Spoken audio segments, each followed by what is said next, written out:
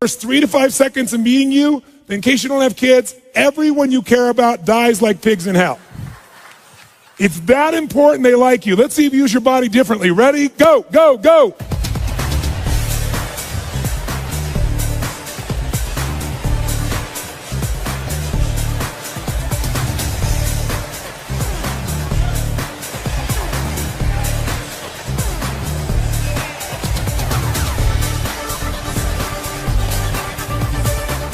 All right, did that feel better, yes or no? Yes or no? Did you use more of your body, yes or no? More of your face, yes or no? Did you breathe more full or more shallow? Did you talk louder or quieter? Did you move faster or slower? Did you hesitate or go straight for them? Did it feel good? Why? Because emotion is created by motion. If you use more of what God has given you, you will feel more. But most of us have learned to shrink how we use our bodies in the cultures we live in today. Most people's idea of exercise is fill the tub, pull the plug, and fight the current. People get injured typing today. Ooh, that hurts. Scary. Use your body, you will feel more alive. And the same thing is true with these couples. Now, was that the best greeting you're capable of giving another human being? Yes or no? Some of you are saying yes, most of you are saying no. Let's review the exercise. I said if you don't give your best, everyone you care about dies like pigs in hell. And you still didn't give your best? We need to talk. Listen, if you said no, I respect you because you were honest. Because whenever we say we've given our best, it's always a lie. Because whenever you get there, what do we always discover? There's another level. Every 4 years for centuries in the Olympics, what happens? People run faster, they jump higher, they lift more weight. Every 4 years for thousands of years. How has this happened? Drugs, that's how. No. No, that was just a recent thing. The point of the matter is, whenever you get to where you think your best is, it opens up another possibility. And this is what couples have to see. They think they've already had their best days in the beginning. And some of us have been guilty of encouraging or agreeing with that. And that's the worst thing you could possibly do. This idea, when I first started coming out doing the things I was doing, I'll never forget the attacks on me was, he's raising people's expectations and they're going to be disappointed. I hope the hell so. Disappointment. If you don't have a higher expectation and get disappointed, you're not going for anything. You're not alive. And besides, that disappointment will either drive you or crush you. You get to decide which one it's going to be. Absolutely. So, since that clearly wasn't the best one you're capable of giving, we have to take up one more level. You say, what are we going to do, get naked? No. This time what I want you to do is I want you to greet people like they're your long-lost lover or best friend. Like, oh my God, look, it's Mary. Look at her. Oh my God, there she is. Ah! I want you to greet people like your long-lost lover or best friend. Ready, go, go, go.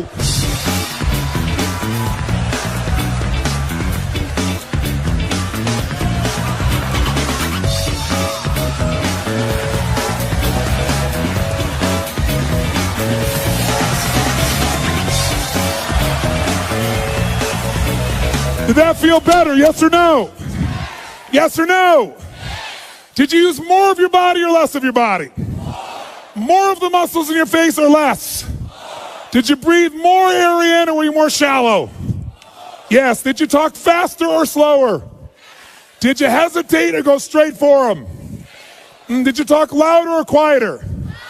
Did you touch them? Oh yeah. Did it feel good? Why? Because I told you to. Very good, sir. Thank you very much. Because emotion is created by... That's right. Now, most people get in a relationship because they're after some emotion, not another job. True or false? And for most people, it becomes a job. And then many people encourage them to stay with the job, which is a nice thing. But wouldn't it be nicer to have them enjoy the job and not have it feel like a job? And the only way to do that is we've got to rejuvenate the individual. There's nothing worse, nothing on earth, than two emotionally unfit people put together. Because what is a relationship's purpose? Why do we get in relationships? Someone tell me. To grow, to experience love, to be happy, to learn deep spiritual lessons, to have someone to bitch to. Thank you, sir. Very good. Someone to bitch to. Now, here's what's interesting. Everything you would say to me, whatever you're going to say to me about why we get in a relationship, underneath it, if you say, so we can make a difference in the world together. But why do you want to make a difference? Because it's going to make you feel something. There's only one reason we get in a relationship: to magnify human emotion. That's it. That's God's gift. How many of you, when you're excited about something, first thing you think about is who you want to tell or share it with? How many of you relate to this in some way? Say, I. So some people use a friend, but the intimate relationship, if it's not only safe, but there's real love and passion there, there's no greater place. If there's trust, if there's respect, there's no greater place for this. But the challenge, of course, is most people don't have it at that level. And one of the reasons, again, is there's not that emotional fitness. Here's what you got to know. People feel, they find their center of gravity, and then they blame their partner. And here's what I mean by this. When 9/11 happened, I'll never forget, I had this experience. I was in Hawaii. I was doing a program there for a couple thousand people from 45 countries. We were translating 4 languages simultaneously. It was a 10-day program I used to do that was full tilt from 8 in the morning to midnight. I mean, you had people from all over the world, real leaders. And I just said, living. When do people really begin to live? When they face death. If they face death and they look it in the eye and decide to live, they really start to live. And I said, what would your life be like if in the next 10 days you knew you couldn't get off this island and these are the last 10 days of your life? What would you do different? Who would you call? What would you say? What truth would you tell? What feelings would you share? And I went on to this for like 15 minutes. That night, 911 happened. At 3 o'clock in the morning, they called me to tell me the buildings had just dropped. And we had 200 people from New York there, because I have a lot of people in the financial district that are my clients. And there were at least 45 people we knew immediately that had lost their entire company, all their friends, family, their husbands, their wives, instantaneously. 3 o'clock in the morning, you go outside, and it was pandemonium, because you got people from all these cultures. Every religion was represented in the room. And so outside, there were people that were crying uncontrollably because they knew the end times were here. There were people out there that were fighting because some people were celebrating. I mean, it was brutal. No one thought I'd get everybody in the room. I got them in the room, and I said, today is about emotional mastery. That was the scheduled portion of that day it was supposed to be.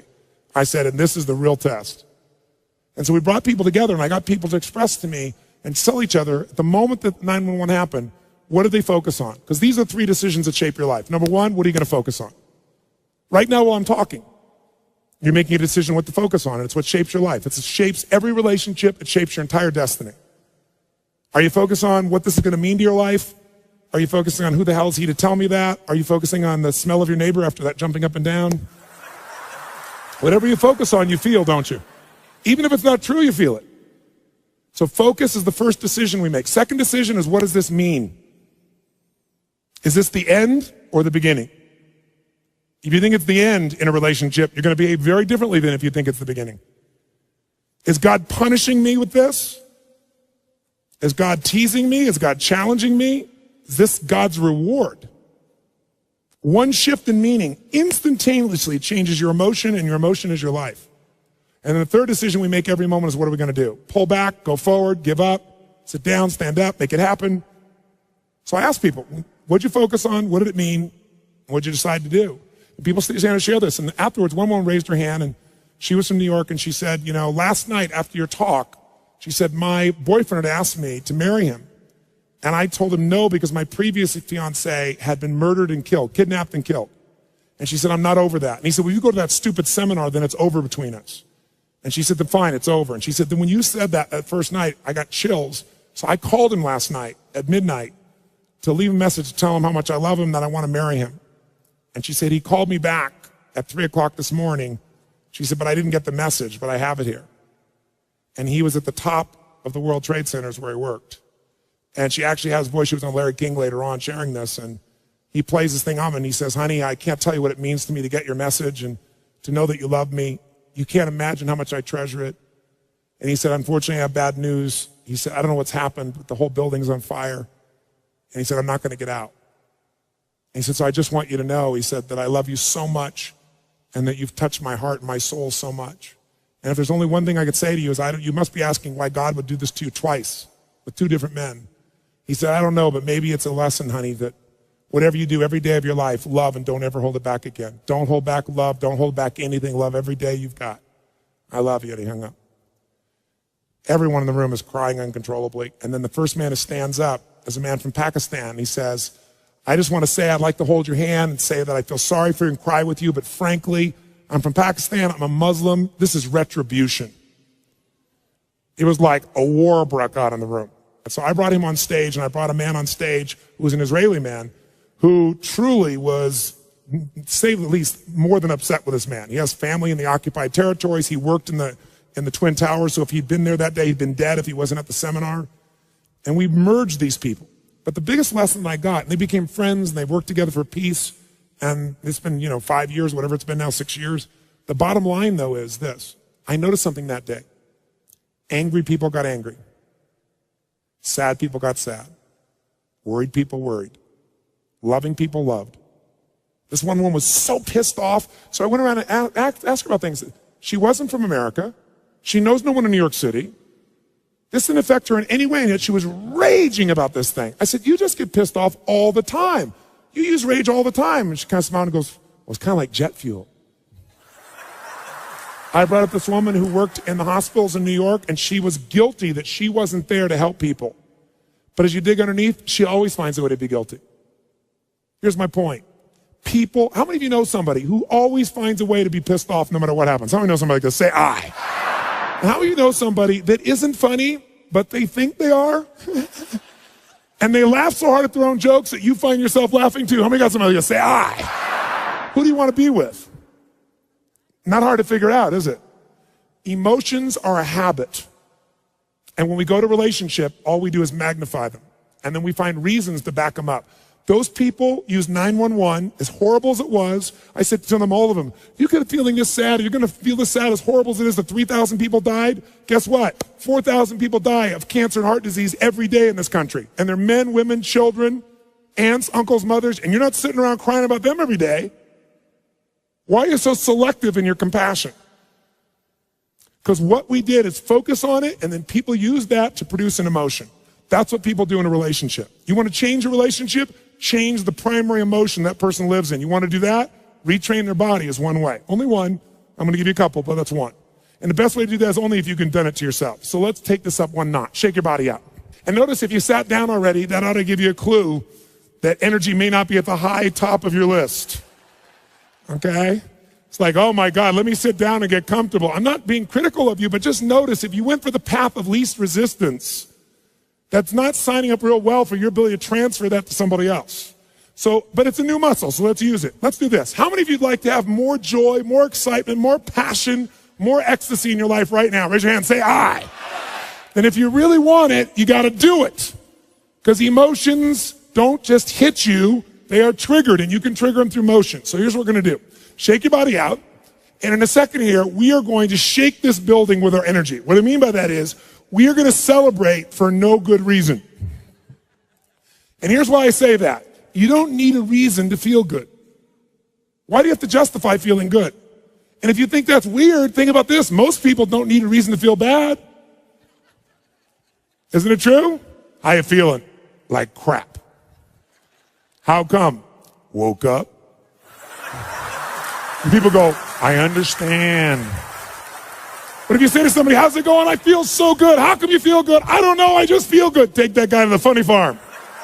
Isn't it sick that we live in a culture that if somebody's happy, we want to know why. But if they're sad, we understand.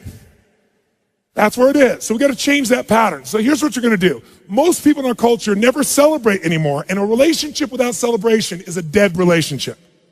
It's dead. Celebration is a secret to joy. Joy in a relationship is the basis of anything. That's where love can grow. So one of the things we got to do is learn to celebrate. Now, when do people in our culture celebrate? Like go crazy like a little kid and it's socially acceptable. When? When you graduate from school. Yeah, I did it. I have to go to work. When else do people celebrate? Come on. They have their first child. It's a boy, it's a girl, and you hug strangers, and it's beautiful. Everybody accepts it. Any other time, you're weird. When else can you really cut loose and celebrate? You have your first orgasm. Good, sir. Very good. I did it. When else? That's right. Around the world, this is the weird thing about human beings, when a local sports team wins a national championship, show me. Come on, show me what people do. Come on. Yeah! We scream, yeah, we did it. What is this, we did it? You didn't do We did it, you watched. But I'm glad you finally make it okay to feel happy for a day. Isn't it a weird thing culturally that we're gonna make our happiness tied to someone else's performance that we can't control just based on living in a city? But at least the city goes crazy for that one day. See, you don't need an excuse to feel good. How many got more than enough reasons to be happy and grateful for your life, for your health, for people you love? Say I. So all you got to do is retrain your body to celebrate instead of training yourself to fit in. How many of you have ever lowered your happiness or your joy or your energy because someone else wasn't feeling as good and you didn't want to offend them? And does it make them feel better? Your playing small does not make them big. All it does is lower the standard, and most of us have learned to do that. So if you're going to lead, you got to step out of it. So let's do this. We are going to celebrate just to get that energy in our body. On a scale from 0 to 10, where 0 is dead, 10 is unstoppable intensity, go to 20. Now to do that, in case you haven't celebrated in many years, I'll remind you. First key to celebration is your feet must come off the ground. None of this, eh. I know it looks cool, but when you actually rise up like this and you extend, you open your diaphragm, which changes your biochemistry instantly. It doesn't happen when you do this. Second key is you must use your voice. How many of you when you were a kid used to make all kinds of weird noises? Come on. Make some crazy sounds out loud. Come on.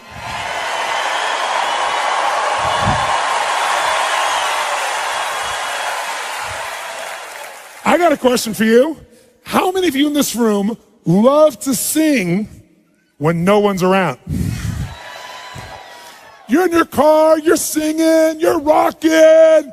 You get to the stoplight, you're still singing, rocking. You look over, the person in the car next to you is staring at you like this. What do? You quickly pick up your cell phone, act like you've been talking to someone. Why do we sing even though we don't sound good? Why do we like it? That's right, because emotion is created by, and to sing, you have to move parts of your body you don't normally move. And if you don't use it, so we like it even though we don't sound good.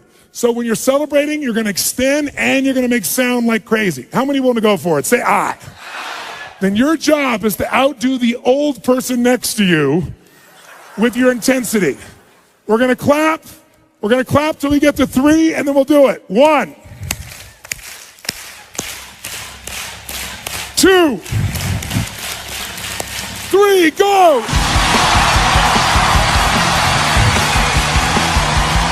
That's it! Come on! Come on! Use your voice! Get a high five from the people around you. Grab a seat. If you feel better than before, make a fist and say yes.